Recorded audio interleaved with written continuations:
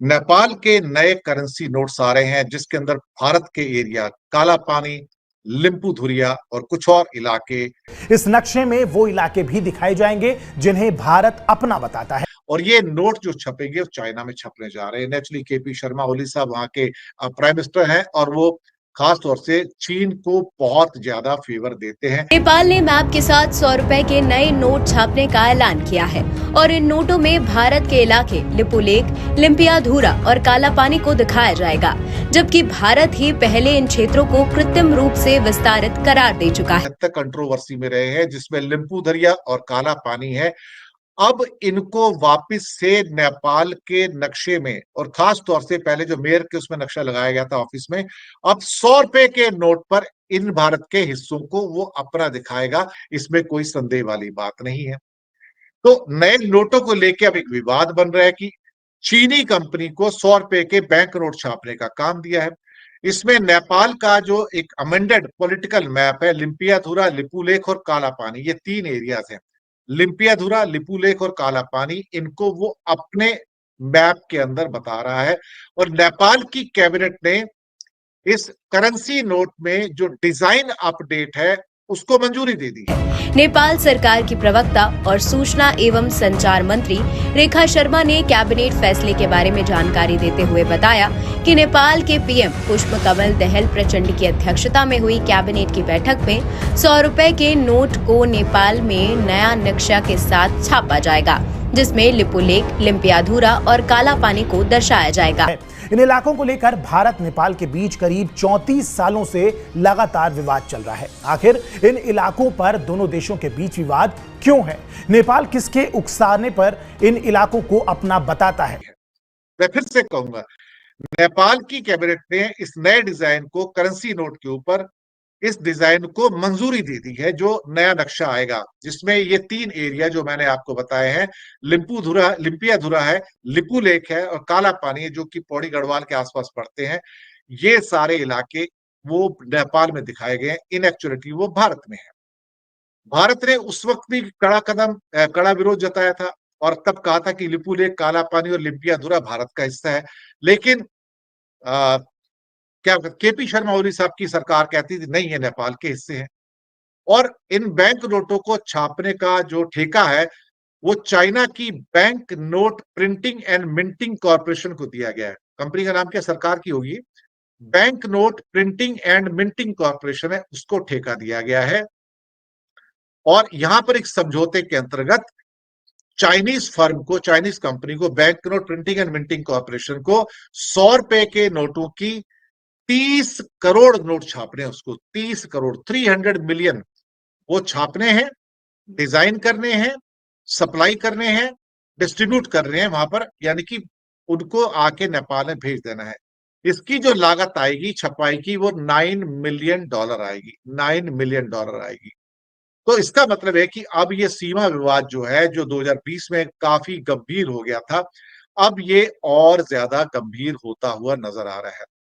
भारत ने सिर्फ कहा था कि ये जो नेपाल कर रहा है ये बिल्कुल गलत है और चेतावनी दी थी कि आप ऐसा करेंगे तो हमें मंजूर नहीं होगा, और संबंध काफी खराब भी हो गए थे। अब नेपाल के साथ देखा जाए तो भारत के 5 राज्यों की सीमा है। सिक्किम की सीमा है, बंगाल की जो क्या कहते हैं कि वहां पर है, बिहार, उत्तर प्रदेश और उत्तराखंड के साथ 1850 किलोमीटर की सीमा जो है इसके साथ इन्वॉल्व है सारी। तो ये सारा का सारा मुद्दा इस समय एक, क्या कहेंगे कि एक प्रॉब्लम का कारण बनता चला जा रहा है। पाकिस्तान लाइव के मुअज़्ज़िज़ नाज़रीन, अस्सलाम वालेकुम।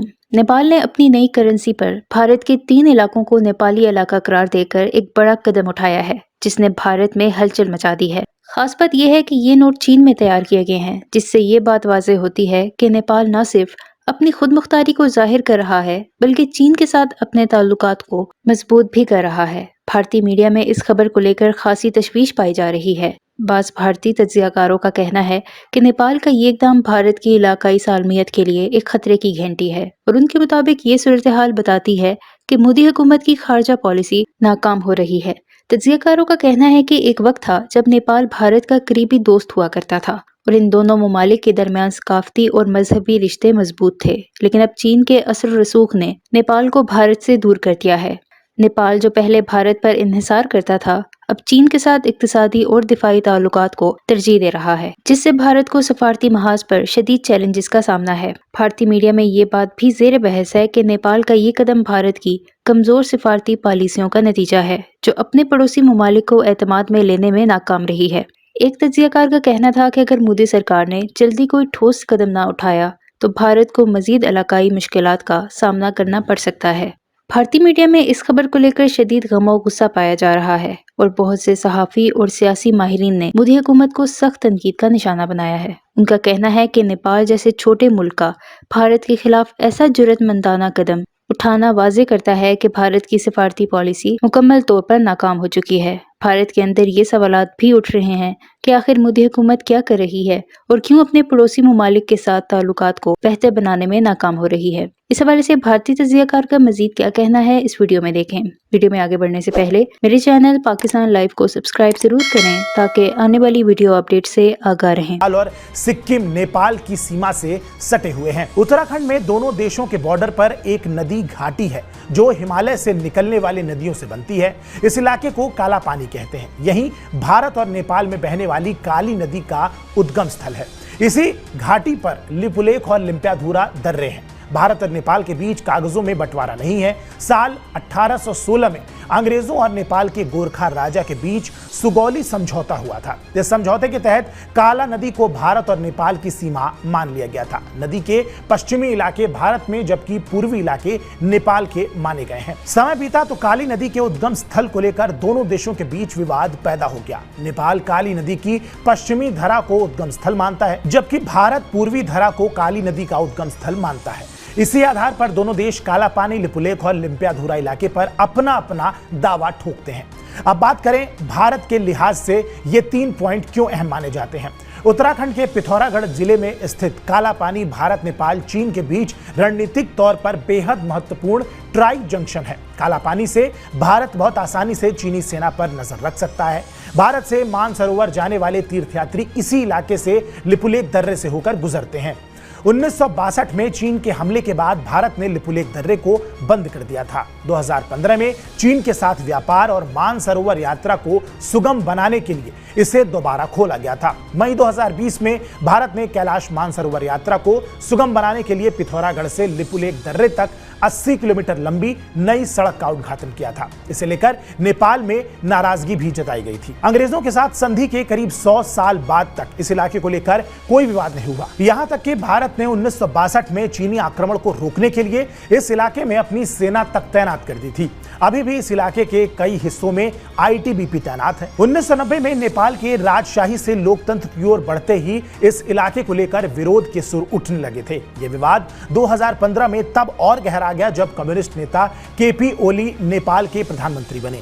ओली ने नेपाल के परंपरागत दोस्त भारत के बजाय चीन से नजदीकियां बढ़ानी शुरू कर दी। बदले में चीन ने नेपाल के विभिन्न परियोजनाओं में अरबों डॉलर झोंक दिए। चीन के ऐसा करने के पीछे असली मंशा सदियों से भारत के करीबी रहे नेपाल को भारत के खिलाफ उकसाने की थी।